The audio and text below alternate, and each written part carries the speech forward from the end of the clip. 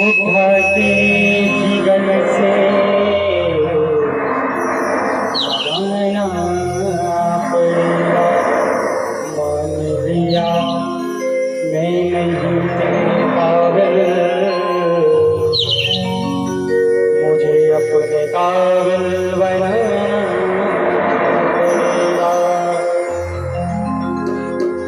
तेरे प्यार को मेरा दिल तो है पागल, तुझे मेरे सामने आना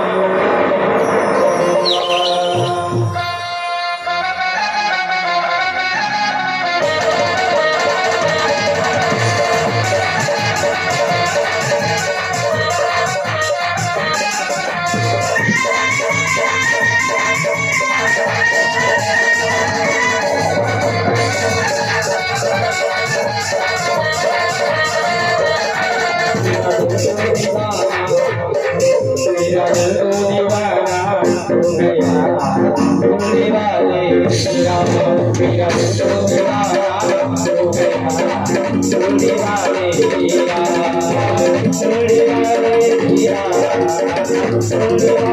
तेरा होने वाले तेरा दीवाना हो गया,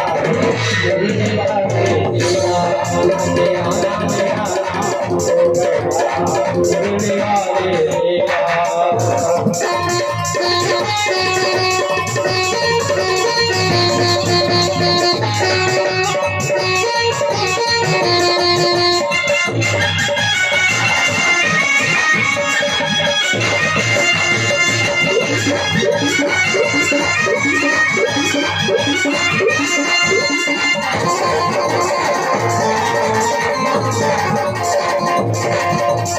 जीवन जीने का दिखाया, जीवन जीने का दिखाया, दुनिया चुरा के तुमसे लगाया, दुनिया चुरा के तुमसे लगाया, जीवन जीने का दिखाया, दुनिया चुरा के तुमसे लगाया। ये गाना गवाना, ये गाना गवाना,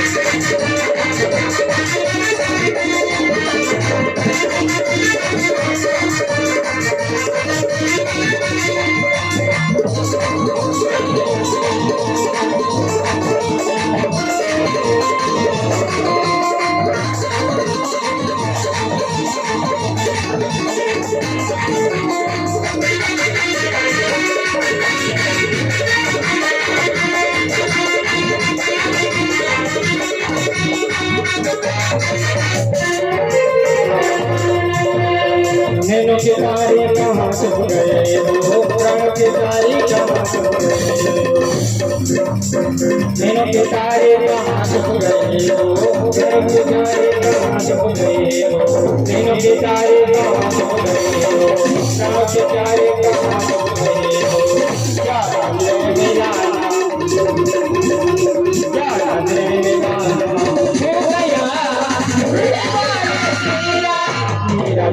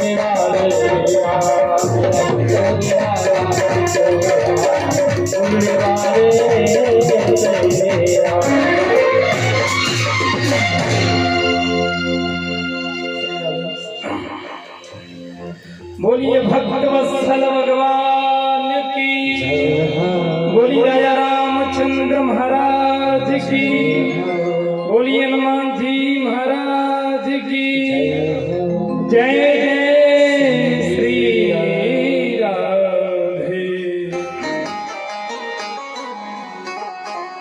कृष्णाय वासुदेवाय हरे परमात्मने प्रणत क्लेशनाशाय गोविंदाय नमो नमः। सब द्वारन को छोड़कर मैं आयो तेरे द्वार, हे वसुभानु की लाडली मेरी ओर निहार, हे वसुभानु की लाडली मेरी ओर निहार। आप सभी ने विश्राम से पहले कथा श्रवण करी थी कि माता कुंती को भगवान ने किस प्रकार से माया का पर्दा हटा के भक्ति का वरदान दिया।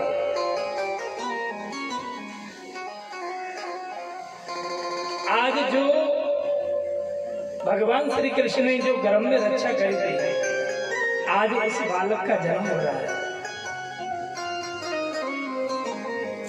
जो उत्तरा के गर्भ में जो बालक की रक्षा करी थी भगवान ने, उस बालक का आज जन्म हो रहा है।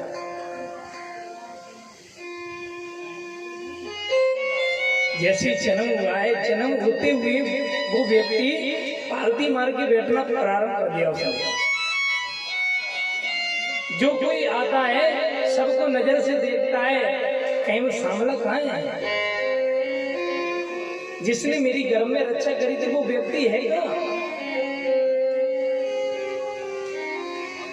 किसी के पास में जाता है तो उसकी चेहरा की तरफ देखता है। आज बलराम के साथ में कन्हैया अपने बुआ जी के पास में आए, और जैसे बुआ जी के पास में आए, बुआ जी उस बालक को लेके आई और लेके जैसे कन्हैया को दिया है, और कन्हैया को देखकर वो हंसने लगा। अरे यही तो है जिसने मेरी गर्भ में रक्षा करी थी। स्वयं व्यास जी ने महाराज ने आके उसका नामकरण किया। परत इच्छति इति परीक्षित, नाम परीक्षित। पर पांचों पांडवों ने ब्राह्मणों को बुलाकर जैसे नामकरण किया है, तो नामकरण में परीक्षित का नाम क्या निकला? विष्णु रात। परीक्षित का नाम तो इसलिए नाम पड़ा कि जो जिसकी गोदी में जाता तो सबसे पहले परीक्षा लेता, कहीं ये वो तो नहीं है, जिसने मेरी गर्भ में रक्षा करी वो तो नहीं है, इसलिए परीक्षित नाम पड़ा। पर जब ब्राह्मणों ने नामकरण संस्कार किया था तो उसका नाम पड़ा था विष्णु रात। और जैसे ही सज्जनों, व्यक्ति को प्रणाम करने से चार चीज बढ़ती है। कि आप लोग किसी को प्रणाम करते हैं, पैर छूते हैं तो बड़ी शर्मिंदगी महसूस करते हैं। आजकल के बच्चे हैं, किसी के पैर छूते हैं तो बड़ी शर्म लगती है, पर पैर छीने में 4 चीज बढ़ती है। अववादन्यशीलस्य नित्यो वृद्धोपसेविनः चत्वारि तस्य वर्धन्ते आयु वृद्धायसो बलम्।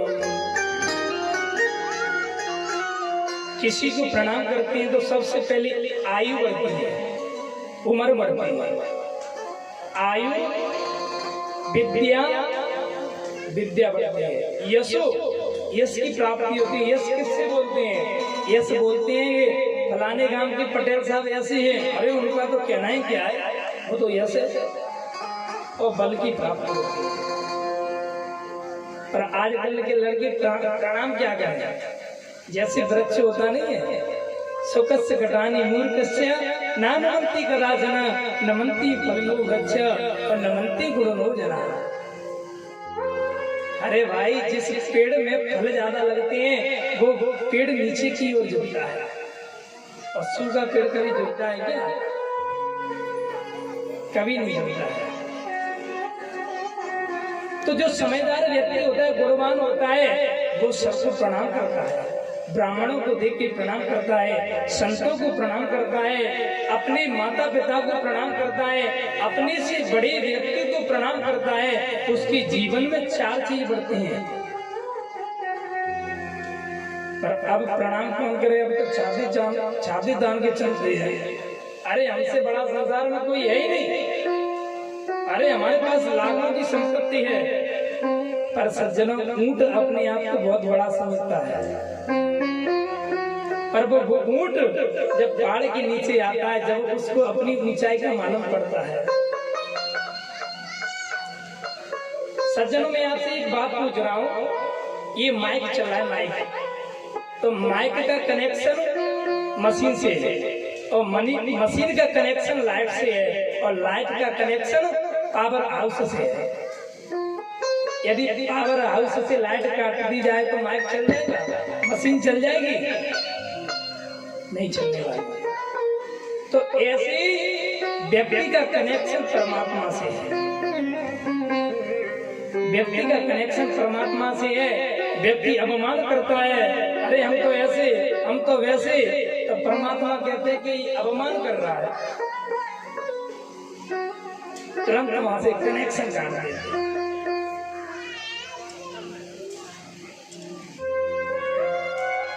तो ऐसे किसी चीज का अपमान नहीं करना चाहिए।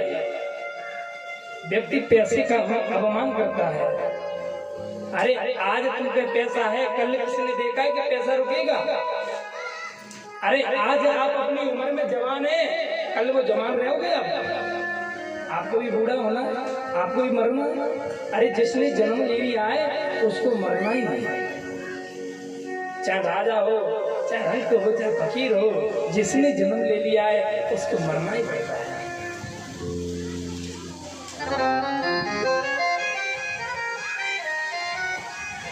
कि साथी है मित्र की जल बिंदु पान तक, अर्धांगिनी बढ़ेगी तो केवल मकान तक, परिवार के लोग चलेंगे तो केवल शमशान तक, बेटा भी हक निभाएगा तो केवल अग्निदान तक। व्यक्ति कहता है कि मेरे इतने बड़े मित्र हैं,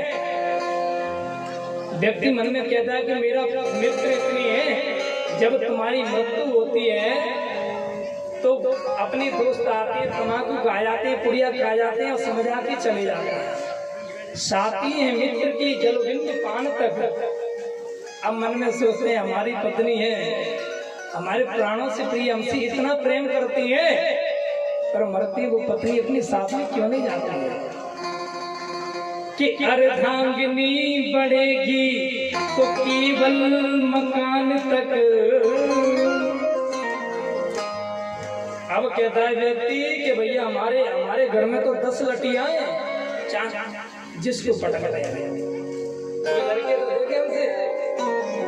और वो जब अपनी मृत्यु का समय आता है तो वो परिवार के लोग कहाँ तक सीमित रहते हैं कि परिवार के लोग चलेंगे तो केवल शमशान तक। और जिस बेटा के लिए लाखों की संपत्ति इकट्ठी कर दी, वो बेटा मात्र अग्निदान तक बेटा भी हक निभाएगा अग्निदान तक। और सज्जनों इससे आगे क्या है, इससे तू आगे भजन ही है साथी, भजन के बिना तू अकेला रहेगा, ओ भजन के बिना तू अकेला रहेगा। सज्जनों आपने जो धन रूपी, जो भजन रूपी धन को इकट्ठा करके रखा है, वही आपके साथ में जाएगा। आप जीवन पर्यंत कितनी भी संपत्ति इकट्ठी कर लो, छाती पे धर के नहीं लेके जाओ। अपने तन से, अपने मन से और अपने कर्म से व्यक्ति को महान बनना चाहिए। क्योंकि जैसे हमारे यहाँ पे कथा हो रही है, तो किसी व्यक्ति धन कम खर्च करना चाहता है तो उस व्यक्ति को सबसे पहले तन को लगाना चाहिए।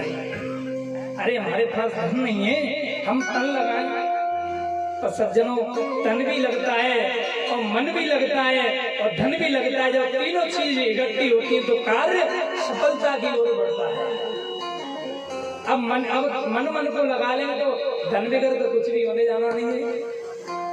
आप गसमानी भी जाएंगे तो 20 रुपए की पेट्रोल चलेगी। तो मन, धन और तन तीनों चीज से यदि कोई कार्य करता है वो सफलता की हो जाता है। आप ये सोचें कि धन से काम चल जाए तो धन से नहीं चल सकता है। आप तन नहीं लगाएंगे, मन नहीं लगाएंगे तो धन से काम नहीं चलेगा। भैया पंडित जी हम तो मानो 10 लाख रुपए खर्च कर देंगे, और यदि तन को नहीं लगाएंगे तो 10 लाख रुपए का क्या होगा? मात्र गड्डी की गड्डी सामने रखी रहेंगी, और जब तक तन नहीं लगाएंगे तब तक 10 लाख रुपए यूज में नहीं आएंगे। तो व्यक्ति को तन मन धन तीनों चीजों से भगवान के सामने अर्पित होना चाहिए। सज्जनों जो भी कार्य हम करते हैं, जैसे किसान व्यक्ति खेती करता है तो खेती करता है तो हल तो हाथ में होता है, पर जबान तो नहीं चलती है। जबान से भगवान का नाम लेना चाहिए। अरे इस धन को कभी कोई खर्च करने वाला नहीं है, ना तो चोर चुरा कर ले जा सकते हैं, ना भैया बंटवारा कर सकता है कि खर्चे न कोई चोर न लेवे, दिन दिन बड़ो सबायो, पायो जी मैंने राम रतन धन पायो। तो सज्जनों जो भगवान के नाम संसार में कोई धन नहीं है। सज्जनों जैसे हम 10 लाख माने 1 लाख रुपए कमाते हैं। अवाल की कथा में आपने सुना था कि सबसे पहले दान का शब्द आया है। दान धर्मान राज धर्मान मोक्ष धर्मान विभाग स्त्री धर्मन भगवत धर्मान सभा साग्यो संयोजित। पिता में समझ आ रहे हैं अर्जुन को बेटा तो राजा बने, बड़ी खुशी की बात है। पर यदि ग्रस्त जीवन में आ पाए तो ग्रस्त जीवन में सबसे ज्यादा धन कमाना चाहिए। व्यक्ति को धन इकट्ठा करना चाहिए और धन का 10वां अंश दान की ओर निकालना चाहिए। अब व्यक्ति को माने जैसे 10वां अंश माने 1 लाख रुपए व्यक्ति महीने के लिए कमाता है तो 10,000 रुपए भगवान के प्रति, अरे भगवान के प्रति मंदिर बनवाओ, जलाशय मैंने कुआं बनवाओ, जो हमारे आने वाली पीढ़ी गई कि हमारे दादा परदादा ने इस कुएं का निर्माण किया था। संतों को दान दो। सज्जनों में एक बात कहता हूं, संत कैसे होते हैं?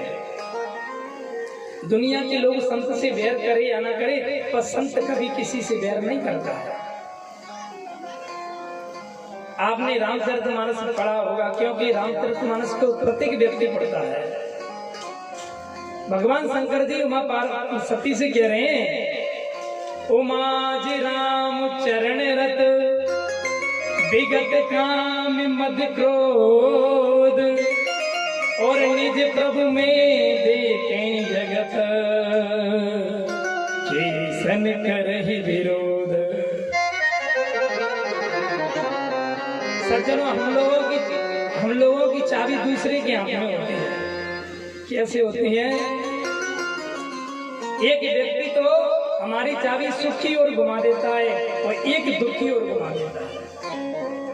जैसे आप लोग बैठे हैं, हम बैठे हैं, आप नित्य प्रतिदिन हमसे राम राम करते हैं, तो यदि आप एक दिन हमसे राम राम नहीं करेंगे तो हम क्या सोचेंगे, अरे पता नहीं ये हमसे क्यों राम राम क्यों नहीं कर रहा है।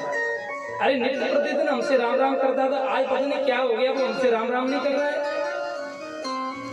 एक व्यक्ति ने हमारी दुख की चाबी घुमा दी, बस उसी बात को सोचते रहेंगे, उसने राम राम क्यों नहीं की। और एक ने सुख की घुमा दी, अरे बढ़िया सुंदर भोजन करा दिए और सुंदर राम राम कर ली, अरे भैया फलाना व्यक्ति तो ऐसा है। एक ने सुख की घुमा दी, एक ने दुख की घुमा दी। पर संत के लिए ना तो अपमान और ना अपमान इज्जत करना दोनों समान होता है, क्योंकि निज प्रभु में देखें जगत केसन करहि विरोध। दान धर्मान राज धर्मान मोक्ष धर्मान विभागस। आपकी आंखों के सामने कभी पाप होते मत देखना। आप में ताकत है तो मुकाबला करना चाहिए, और ताकत नहीं है तो वहां से आंख बंद करके कान बंद करके निकल जाना चाहिए। आंखों से सामने पाप देखने से डबल पाप लगता है, या तो आप देखो मत। तो सज्जनों, आज जैसे ही विष्णु राधा नाम रखा, अब मूल्य कथा पे आते हैं। जैसे ब्राह्मणों ने राजा परीक्षित का नाम विष्णु रात रखा, विष्णु ना रातः इति विष्णु रातः। पर जैसे कुंडली दिखवाई ब्राह्मणों के पांडवों ने, तो सारे गुण सुना दिए ब्राह्मणों ने। अरे ये तो दोनों अर्जुनों के समान होगा, सहस्त्र अर्जुन और अपने दादा अर्जुन के समान होगा, इसकी कीर्ति चारों योर में प्रकट होगी। पर एक अवगुण सुनाया, एक ऐसा अवगुण सुनाया है सज्जनों, तच्छगादात्मनो मृत्यु द्विज पुत्रोपवर्जित। ब्राह्मणों ने कह दिया इसकी मृत्यु सर्प के काटने से होगी। सारे पांडव उदास हो गए, महाराज मेरे नाते की अकाल मृत्यु होगी। तब ब्राह्मण कह रहे हैं पांडव आप नाराज मत हो, ऐसे संत का ऐसे सहयोग मिलेगा, अकाल मृत्यु भी मोक्ष को प्राप्त करने वाली है। अब तो क्या हुआ, धीरे धीरे परीक्षित बड़े होने लगे। अब भगवान श्री कृष्ण को छोड़ने के लिए स्वयं अर्जुन गए द्वारका पर। तो अर्जुन के सामने क्या हुआ था, सारे यदुवंशी धराधाम को छोड़कर चले गए, माने मृत्यु को प्राप्त हो गए। बलराम जी शेष बन के चले गए।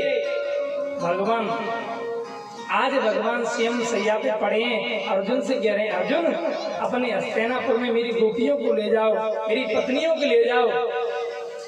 और वहां से जैसे अर्जुन लेके आए तो रास्ते में कोल भीलों ने लूट लिया। कहते नहीं वही अर्जुन वे बाण। अब जैसे ही माने 6 महीने हो गए, आज भीम भैया और युधिष्ठिर दोनों मित्र आ रहे हैं। अरे भीम, अर्जुन नहीं आया, 6 महीने बीत गए। अरे कन्हैया के साथ में गया, 6 महीने बीत गए। ऐसा माने द्वारका में क्या हुआ है? गता सप्ताधुनामासं भीमसेन तवानुज। अनुज माने मेरा छोटा भाई क्यों नहीं आया? क्योंकि मुझे असुर दिखाई देने पड़ रहे हैं कि दिल में मुझे तारे नजर आते हैं, कुत्ते घुसते हैं और गैया स्वयं अपनी बछिया का दूध पी रही है, असुर दिखाई दे रहे हैं। मुझे पता है माने द्वारका में कोई ना कोई असुर जरूर हुआ है। इतने में अर्जुन आ गए। अर्जुन ने जैसे युधिष्ठिर को देखा है, धराम सिंह पृथ्वी पर गिर पड़े। आज युधिष्ठिर जी महाराज कह रहे हैं, अर्जुन तेरे चेहरे का तेज नष्ट कहां से हो गया? तेरे चेहरे का तेज नष्ट कैसे हो गया? चेहरे के तेज नष्ट होने के 3 कारण होते सज्जन। चेहरे का तेज माने कोई व्यक्ति चमकता धमकता हो, और कोई कारण ऐसा होता है कि उसका मलिन चेहरा हो जाता है। आज युधिष्ठिर जी महाराज कह रहे हैं, अर्जुन चेहरे के तेज नष्ट होने के 3 कारण होते हैं। पहला कारण ये होता है अगम्य स्त्री के साथ में समागम करने से। आप सब समझदार समझ जाते हैं, क्योंकि ये पवित्र मंच है, इसके कहने में लाज लगती है। अगम्य स्त्री के साथ में समागम करने से व्यक्ति का चेहरा नष्ट हो जाता है, और धोखे से यदि गैया का वध हो जाए, धोखे से ब्राह्मण का वध हो जाए, तो चेहरे का तेज नष्ट हो जाता है। और तीसरे नंबर का है जिसके बिगड़ हम एक पल जीना नहीं सीखे, यदि वो व्यक्ति हमको छोड़ के चला जाता है तो हमारे चेहरे का तेज नष्ट हो जाता है। आज युधिष्ठिर जी महाराज कह रहे हैं, अर्जुन तुमने किसी अगम्य स्त्री के साथ में समागम तो नहीं किया है? कहीं गलती से तुमसे ब्राह्मण का, गौ माता का वध तो नहीं हो गया है? अर्जुन उसी समय पे युधिष्ठिर जी महाराज के चरणों में गिर पड़े। वंचितो हम महाराजा हरिणा बंधु न रूपणा एन मे प्रहतम तेजो देव भीष्मापनम महत। अर्जुन कह रहे हैं कि जिसके बिगड़ में एक मैंने द्रौपदी जैसी भार्या को प्राप्त किया। आज अर्जुन कह रहे हैं अपने बड़े भैया से, बड़े भैया इनकी कृपा से मैंने द्रौपदी जैसी भार्या को प्राप्त किया। उनकी कृपा से मेरा विश्व में गांडीव अहम व अर्जुनो नाम गांडीवम यस्य वै धनु। अरे जिसका अर्जुन का गांडीव 4 युग में पूछता था, उन्हीं की कृपा से आज वो श्री कृष्ण हमको छोड़कर चले गए। सज्जनों, जैसे राम जी वनवास की ओर गए थे तो राजा दशरथ जी राम के वियोग में अपने प्राणों को त्याग दिया, ऐसे उसी क्षण पे माता कुंती जैसे सुनाता कुंती मैया ने कि कन्हैया इस संसार को छोड़कर वैकुंठ को चला गया, तो उसी समय पे माता कुंती ने भी अपने 5 भौतिक शरीर को त्याग दिया कि राम राम कहे और राम राम कहे राम, तन पर हर रघुवर विरहो और राघु गयो सुरगाम। बड़े भैया कह रहे, अरे पागल अर्जुन, तू 6 महीने में आया तो ऐसी समाचार लेके आया जिन कन्हैया की बिगड़ हम एक पल रहना नहीं सीखे। आज ऐसे सिंहासन को लेकर हम क्या करेंगे, ऐसे राज्य को लेकर क्या करेंगे जिन श्री कृष्ण की वजह से माँ बाप को जैसे बड़े बड़े योद्धा से युद्ध किया और विजय को प्राप्त किया मैंने। सज्जनों, पिता में भीष्म को कोई मार नहीं सकता, इच्छा मृत्यु का वरदान था। द्रोणाचार्य, कृपाचार्य, कर्ण जैसे महारथी, कर्ण जैसा बड़ा योद्धा, आज पांडवों को सभी बात याद आ रही है कि मेरी इतने बड़े महाभारत में भगवान श्री कृष्ण की कृपा से महाभारत में विजय प्राप्त करी, वो श्री कृष्ण हमको छोड़ के चले गए। ऐसे राज्य को लेकर हम कुछ नहीं करेंगे, हम इस राज्य में एक पल भी नहीं रुकेंगे। राजा परीक्षित को बुला जाए, राजा परीक्षित को स्नान करा के सुंदर आभूषण पहरा के राजगद्दी पे विराजमान कर दिया है, राज्य अभिषेक कर दिया है राजा परीक्षित को। और जैसे राजा परीक्षित को राज्य अभिषेक किया तो राजा परीक्षित अपने दादा से बोलने लगे, दादा मैं तो भी छोटा हूँ, राज्य वालों को कैसे संभालूंगा, मेरे बस की बात नहीं है। तब पांडवों ने राजा परीक्षित को 3 बातें समझाई। बेटा, अपनी आंखों के सामने कभी पाप होते मत देखना, और आपकी शरण में यदि शत्रु भी आ जाए उसे क्षमा कर देना, और अतिथियों का सदा सत्कार करना। तुम्हारे घर पर ब्राह्मण आ जाए, कोई संत आ जाए, कभी खाली हाथों से लौटाना नहीं। बेटा बस 3 बातों को आप याद कर लेना, तुमको जीवन में कभी परेशानी नहीं आएगी। सज्जनों, हमारे घर पे कोई संत आ जाए, ब्राह्मण आ जाए, आपके 100 रुपए बनते 100 रुपए मत दो, पर उसको कभी खाली हाथ नहीं भेजना चाहिए। कोई भिखारी तुम्हारे घर पे आ जाए, कोई लूला लगड़ा व्यक्ति तुम्हारे यहाँ पे आ जाए, भिक्षा मांग रहा है, तो आप उसे पैसे नहीं दे सकते हैं, तो 4 रोटी उसको दे दो, क्योंकि वो व्यक्ति आपकी आस रख के आता है, आज मुझे इस घर से कुछ ना कुछ तो जरूर मिलेगा। यदि वो व्यक्ति उस घर से कुछ ले जाता नहीं है तो आपकी जितने भी पुण्य हैं उसको साथ में ले जाता है। आपके दरवाजे पे कोई व्यक्ति आता है, आप उसे खाली हाथ लौटा देते हैं सज्जनों, तो व्यक्ति मन में क्या सोचता है, अरे कितने बड़ा पैसा वाला व्यक्ति है, बताओ 2 रोटी भी नहीं दी, उसकी आत्मा दुखी होती है। तो कभी अतिथि तुम्हारे सामने आ जाए, तुम्हारे घर पे आ जाए, संत आ जाए, ब्राह्मण आ जाए, साधु आ जाए, भिखारी आ जाए, उसे कभी खाली हाथ मत भेजना। पांडव वहां से चल दिए, और जैसे जाते जाते सबसे पहले नकुल सहदेव का पतन हुआ। पतन होते होते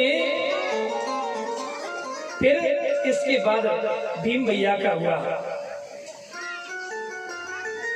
भीम का होने के बाद तुरंत द्रौपदी का पतन हुआ, अर्जुन का पतन हुआ, मात्र शेष शरीर युधिष्ठिर जी महाराज गए, पर उनकी थोड़ी सी उंगली भी उनकी गल गई थी।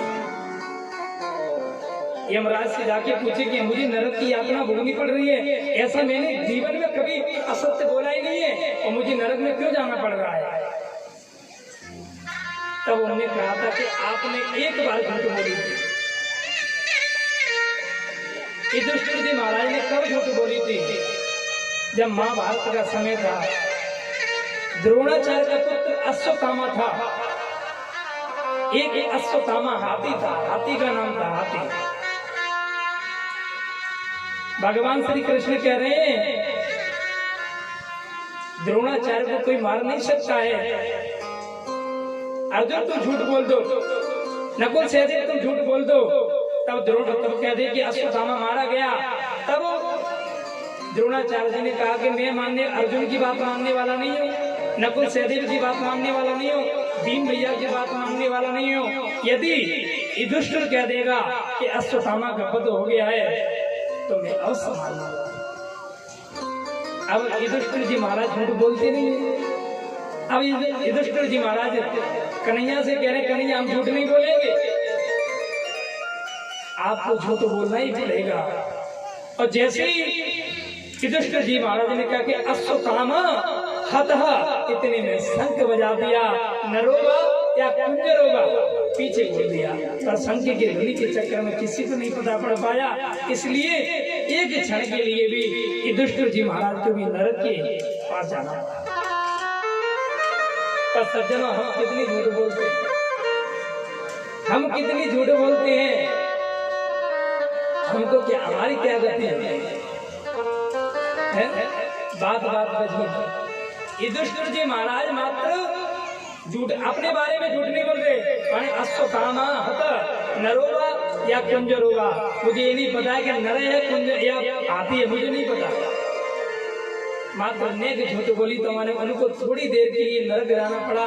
पर हम लोग कितनी झूठ बोलते हैं सज्जन, हमारी क्या गति है? प्रत्येक बात आज अब तो धीरे धीरे परीक्षित जी महाराज बढ़ने लगे। कोटि जन्म की पुण्य से जब उदय हुए एक संग, मिटे हृदय की मलिनता, तब भावे सत्संग। सज्जनों, एक बात और कहे, सत्संग कौन सुनना चाहता है? कोटि जन्म के पुण्य से जब उदय हुए एक संग, और मिटे हृदय की मलिनता, और तब भावे सत्संग। जिस व्यक्ति के हृदय में मलिनता दूर हो जाती है, क्योंकि भगवान कभी तुमको ये नहीं देखता है कि तुम कितने सुंदर हैं। भगवान ये थोड़ी देखता है कि तुम बड़े सुंदर हैं। भगवान कभी ये नहीं देखता है कि तुम कितने पढ़े लिखे हैं। भगवान कभी ये नहीं देखता है कि तुम कितने धनवान हैं। भगवान तुमको कभी ये नहीं देखता कि तुम कितने पहलवान हैं। भगवान तुम्हारे मन को देखते हैं। व्यक्ति का मन यदि सुंदर है तो भगवान उसके हृदय में वास करते हैं। निर्मल मन जन सो मोहि पावा, मोहि कपट छल छेदवा। भगवान के सामने तो निर्मल बनो। अब तो जैसे ही अब क्या हुआ था कि अब एक दिन माने परीक्षित महाराज के मन में हुआ कि हम अपने राज्य को तो देख के आए, हमारा राज्य कितना बड़ा है। जहाँ भी जाते हैं राजा परीक्षित, वहाँ पे अपने पूर्वजों की प्रशंसा सुनते हैं। अरे पांचों पांडवों को देखो, उनका ही तो नाती है, उनका ही तो नाती है। जहाँ पे भी जाते हैं अपने पूर्वजों की प्रशंसा सुनते हैं। पर एक जगह क्या बड़ा दृश्य देखा उनने। एक बैल था, एक बैल के 3 पैर कटे थे, मात्र एक पैर से व्यक्ति वो बैल खड़ा है। और जैसे वो बैल खड़ा है तो माता, एक गौ माता उसी के पास में बैठी बैठी रो रही है। वो बैल समझ आ रहा है, अरे कोई किसी को दुख देने वाला नहीं है, कोई किसी के लिए सुख देने वाला नहीं है। व्यक्ति अपने कर्म के अनुसार सुख दुख भोगता है। सज्जनों, धर्म के 4 पैर होते हैं, सत्य, दान, दया और पवित्रता। ये 4 है। तो सज्जन मात्र एक पैर बचाए, वो किसका बचाए? दान का बचाए। क्योंकि पवित्रता रही नहीं है व्यक्ति के अंदर, और सत्य रही नहीं है। सत्य कोई बोलना ही नहीं चाहता, और दया तो है ही नहीं। अरे मैंने ऐसे ऐसे व्यक्ति देखे हैं कि दया नहीं करते, तुरंत काट देते, मार देते। दया है ही नहीं। मात्र एक पैर बचाए धर्म का, तो मात्र दान का बचाए। व्यक्ति दान कर रहा है, और दान करने के बाद अपने शरीर को कृतार्थ मान रहा है। जो दान करने में पीछे हट रहा है सज्जन, मात्र कलयुग में एक साधन है, तो माने भगवान का नाम है। भगवान का नाम कैसे भी गाओ, कल्याण करने वाला है। आज पृथ्वी रूपी मैया समझा रही है कोई किसी के लिए सुख देने वाला नहीं है, कोई किसी के लिए दुख देने वाला नहीं है। व्यक्ति अपने कर्मों के अनुसार सुख दुख भोगता है।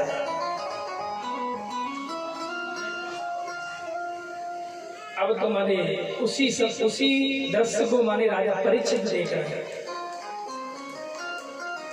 एक काला कलूटा व्यक्ति उस दाने के भी पैर को काटने के लिए दौड़ा और राजा परीक्षित उसी सामने प्रकट हो गया। कहने लगा मेरे आंखों के सामने पाप होते मत देखना, क्योंकि उनके पूर्वजों ने कहा था कि अपनी आंखों के सामने पाप देखना नहीं। आप इससे हमारे पैर को नहीं काट सकते। कलियुग समझ गया कि राजा परीक्षित है, मुझे अवश्य मार देगा। तुरंत राजा परीक्षित के चरणों में गिर पड़ा,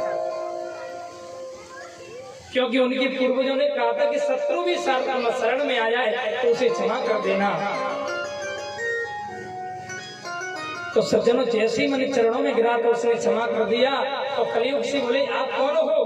तब उसने कहा कि मैं कलियुग हूँ। कलियुग मेरे राज्य में, अभी इसी क्षण मेरे राज्य से बाहर निकल जाओ। इसी क्षण राज्य से बाहर निकल जाओ। आए कलियुग कहता है कि मैं भी कलियुग नहीं, जो राजा परीक्षित पे असर नहीं कराया मैंने। स्वयं जैसे ही अब कलियुग कहता है महाराज मुझे 4 कमरे दे दो, 4 जगह तो दे दो जिसमें मैं वास करूं। तो माने राजा परीक्षित के 4 जगह।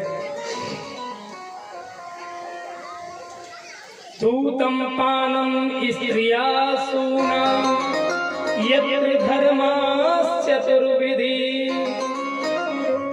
दूतम पानम, यहाँ पे दूध कीड़ा होती है, जुआ खेलता है। देखो सज्जनों कलियुग का बात कहाँ है? दूतम पानम, सबसे पहले दूध कीड़ा माने जुआ खेलता हो, क्योंकि जुआ बिगड़ बेईमानी से खेला नहीं जाता है। यदि आप सत्यता के साथ में जुआ खेलोगे तो आप हार के ही आओगे, पक्की बात। और यदि बेईमानी के साथ में जुआ खेलोगे तो आप जीत गए।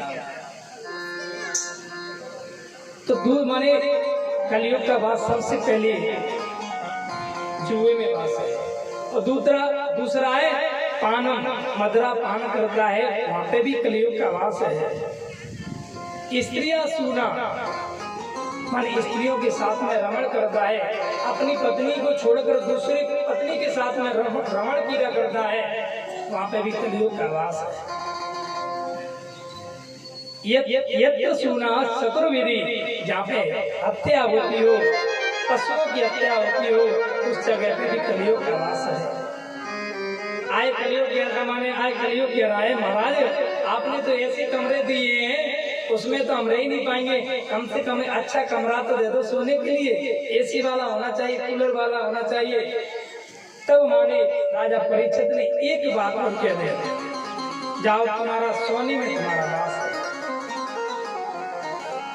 अब यहाँ पे प्रश्न उठता है कि सोने में कलियुग का वास है, तो हमारी माताएं तो सोना बहुत पहनती हैं, क्या वो कलियुग का है? और माने भागवत में भी लिखा है धातु नाम अस्मि कांचन, जितनी भी धातु है उसमें सोना का रूप भगवान का है। धातु नाम अस्मि कांचन। तो आप कैसे कह सकते हैं कि सोने में कलियुग का वास है? संत जन कहते हैं बेईमानी से जो पैसे कमा के, धोखाधड़ी से जो पैसे कमा के सोने बनवाता है, उसमें सोने में कलियुग का वास है।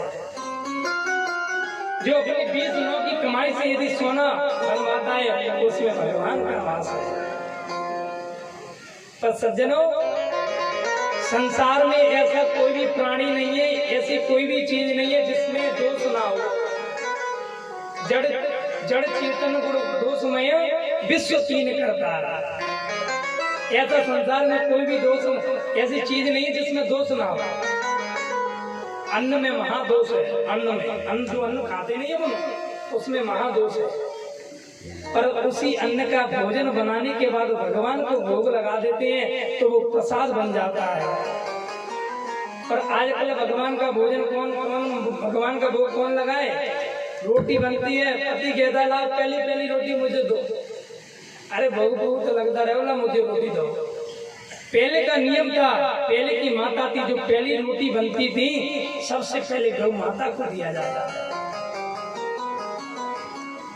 और जो पीछे की रोटी थी उसको सेम कुत्ते को दिया जाता था। पर अब उल्टा हुआ है, पहली रोटी तो हमारे पतिदेव खाते हैं, तो पतिदेव गैया की रोटी को खाते हैं, तो पतिदेव तो हो जाते हैं गैया जैसे, और कुत्ते के भाग की जो रोटी होती है वो खाती है पत्नी। अरे हम पीछे की रोटी खाएंगे तो हमारे भैया की उन्नति बढ़ेगी, तो कुत्ते की रोटी पत्नी खाती है तो वो तो कुत्ता के सने भौंकती रहती है, और पतिदेव गैया के सने सुनते रहते हैं।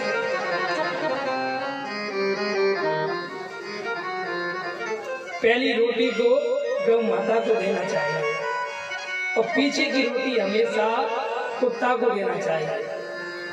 सज्जनों, एक रोटी की बात चली है, मावस पड़ते नहीं, मावस किसी व्यक्ति के दुश्मन ज्यादा होते हैं, दुश्मन। मावस के दिन रात्रि के समय उस रोटी को तेल से चिपड़कर काले कुत्ते को खिलाने से आपके दुश्मन शांत हो जाएंगे। बहुत चीजें आपको कथा के अंदर प्रत्येक चीज बताते जाएंगे, आप उसको नोट करते जाना, आपको भविष्य में काम आने वाली है। आपके दुश्मन ज्यादा होते हैं, आपकी उन्नति पे माने चलते हैं, तो माने अमावस होती उसकी रात्रि में सरसों के तेल से रोटी चिपड़ कर कौआ माने कुत्ते को, काले कुत्ते को खिलाने से आपके दुश्मन शांत हो जाएंगे, गारंटी के साथ। तो पहली रोटी गौ माता को होना चाहिए, पीछे की रोटी कुत्ता को होना चाहिए, नहीं तो वही हाल आज हो रहा है, कल फिर होगा। धातु नाम अस्मि कांचन, अन्न में महादोष है, पर उस अन्न का भोग जब भगवान को लगा देते हैं तो वो प्रसाद बन जाता है। तुम ही निवेदित भोजन करही, तुम ही निवेदित भोजन करही, तुम ही अमृत भोजन करही, तुम ही निवेदित भोजन करही, तुम ही अमृत भोजन करही, प्रभु प्रसाद पट भूषण धरही, प्रभु प्रसाद पट भूषण धरही।